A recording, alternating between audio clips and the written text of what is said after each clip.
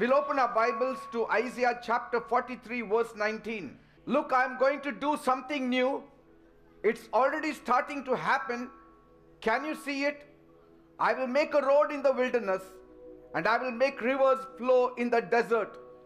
यशाचा 43वा अध्याय आणि त्यातलं 19व वचन म्हणतं, पहा मी एक नवे कृत्य करतो, आता ते उगवेल, तुम्ही ते समजणार नाही का?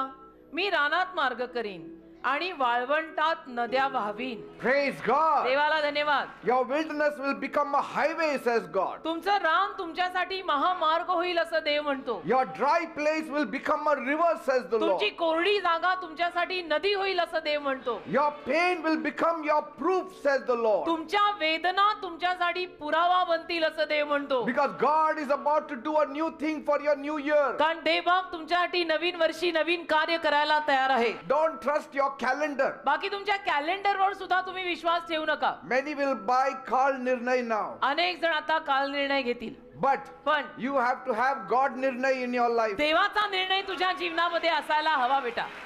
घेताना काही घे, करताना देव ठेव. So in new year, तर नवीन साली expect God to show you signs. या नववर्षामध्ये देवाने तुम्हाला काहीतरी चिन्ह आणि लक्षणं दाखवावीत अशी आशा ठेवा. Expect God to open up miracle doors. देवाने तुमच्यासाठी चमत्काराचं दार उघडावं अशी आशा ठेवा. Expect God to spring up some surprises for you. देवाने तुमच्यासाठी काहीतरी आश्चर्यकारक कर्म करावं अशी आशा ठेवा. Expect God to gift you with something. देवाने काहीतरी तुम्हाला गिफ्ट किंवा काहीतरी देणगी द्यावी अशी आशा ठेवा. Because God says, I will make a road in the wilderness. कारण देव म्हणतो मी रानात रस्ता तयार करीन.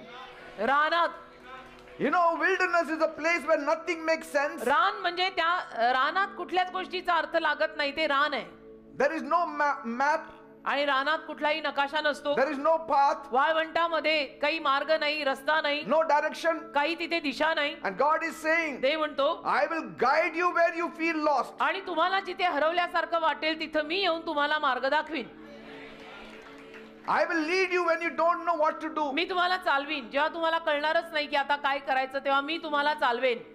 I will open a way no one else can. मी तुमच्यासाठी मार्ग उघडेन की जो कोणी उघडू नाही शकत. Praise God. देवाला धन्यवाद. So in the new year, तर या नवीन वर्षी where you felt stuck, जिथे तुम्हाला असं अडकल्यासारखं वाटलेलं असेल, my God will create a new road for you. माझा देव नवीन वर्षी तुमच्यासाठी नवीन रस्ताच तयार करेल. A road that will take you forward. असा रस्ता आणि असा मार्ग जो तुम्हाला पुढे पुढे नेईल. Forward to your destiny. अगदी तुमच्या ठरलेल्या दिशेकडे, तुमच्या संकल्पाकडे नेईल. Forward to your blessing. अगदी तुमच्या आशीर्वादांकडे नेईल. And further God says, आणि पुढे देव म्हणतो I will bring forth rivers in the desert. मी वाळवंटात नद्या वाहवीन.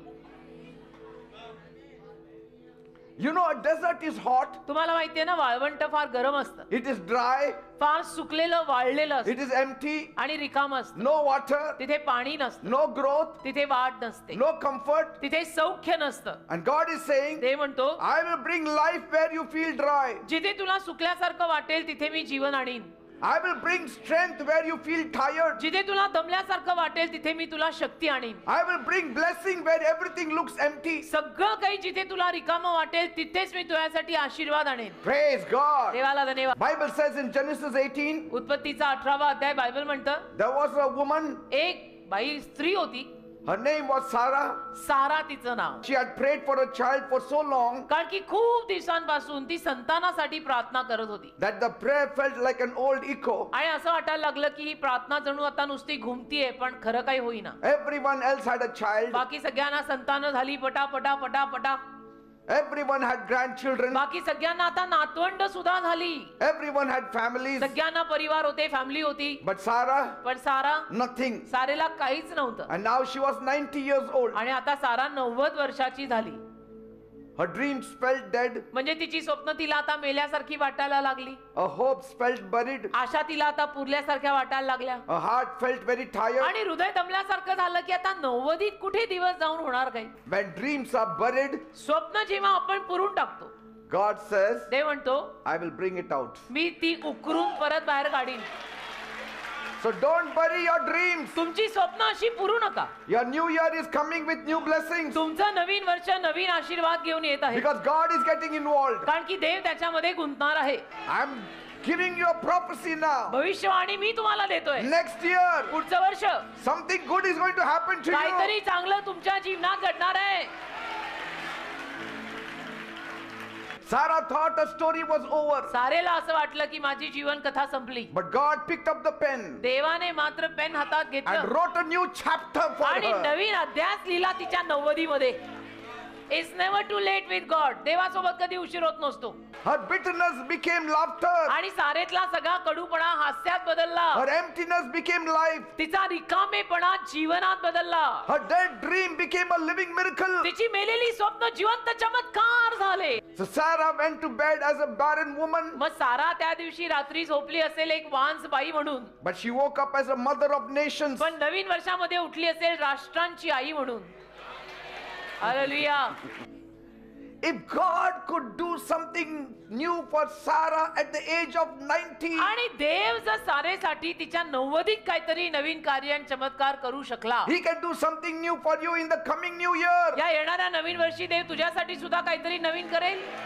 का नाही करणार? Your story is not finished. तुझी कथा अजून संपलेली नाही. तू हार नको मानू. God is adding a new chapter. देव नवीन अध्याय जोडत आहे तुझ्या कथेला. Say, God is adding a new chapter for my म्हणा, life. देव माझ्या जीवनात नवीन अध्याय जोडत आहे. God is adding a new chapter in my life. देव माझ्या जीवनात नवीन अध्याय जोडत आहे And I believe it. आणि माझा त्यावर विश्वास आहे. Hallelujah. Praise God. Amen. In 25, you are only sowing. 20-25 मध्ये तुम्ही लोकांनी पेरलं. In 26, you will see the trees. 20-26 मध्ये तुम्हाला ते उगवलेलं दिसेल. आमेन. Hallelujah. Bible says in Mark 10:46, मागचा 10वा अध्याय 46व वचन, a man मनुष्य, who had no reason to expect anything good, एक माणूस की ज्याला काहीच अशी आशा अपेक्षा नव्हती की त्याच्या आयुष्यात काही चांगलं होईल. a man whose whole life was stuck in the same place, असा माणूस की ज्याचं संपूर्ण आयुष्य एका जागीच अडकलं होतं. a man who thought nothing new could ever happen for असा him again. माणूस की ज्याला वाटलेलं माझ्या आयुष्यात परत कधीच नवीन काही होणार नाही. His name was Bartimaeus. त्याचं नाव बार्तिमेय. He was a blind man आंधळा होता who sat by the roadside begging आणि रस्त्याच्या कडेला भीक मागायला बसायचा हा आंधळा. until Jesus passed by, येशू येईपर्यंत त्याची ही कथा की रस्त्याच्या कडेला बसून मागायची भीक. and everything became new. आणि येशू आले तर सगळं नवीनच झालं. The new year will not bring new things. Jesus passing you by in the new year will bring new things. नवीन वर्ष तुला नवीन गोष्टी देणार नाहीये. नवीन वर्षी येशू तुझ्या बाजूने जाणार आहेत तर ते नवीन देऊन जाणार आहेत. वर्ष काही देत नाही. त्या वर्षात येशू असेल तर येशू देऊन जातात. One phone call, एक phone, you got a job. बाई तुला नोकरी लागली. One phone call, एक फोन, your destiny आम्ही changes. तुम्हाला घेतलं, आयुष्याची दिशा बदलली. Praise God. देवाला धन्यवाद. किती वेळ लागतो आपल्या देवाला करायला? Because Bartimaeus shows us, कारण बार्तिमेय आपल्याला दाखवतो. you may have had years of disappointment, वर्षोनवर्ष जरी नाराजी तुझ्या पदरी पडली but असेल, one moment पण एक क्षण with Jesus येशूंसोबत can rewrite everything new. ओ तुझी जीवन कथा तो परत नवीन लिहिल. So you don't need a new तर year. तुला नवीन वर्षाची सुद्धा तशी गरज नाही. You need a new touch from Jesus. तुला येशूंकडनं नवीन स्पर्शाची गरज आहे. नवीन वर्षाची नाही, स्पर्शाची गरज आहे. वा वा. Hallelujah. Praise God. Amen. Bartimaeus walked into that day blind, बार्तिमेय त्या दिवशी चालत आला आंधळा, but he walked out seeing. पण जाताना गेला कसा? दिसत बघत गेला.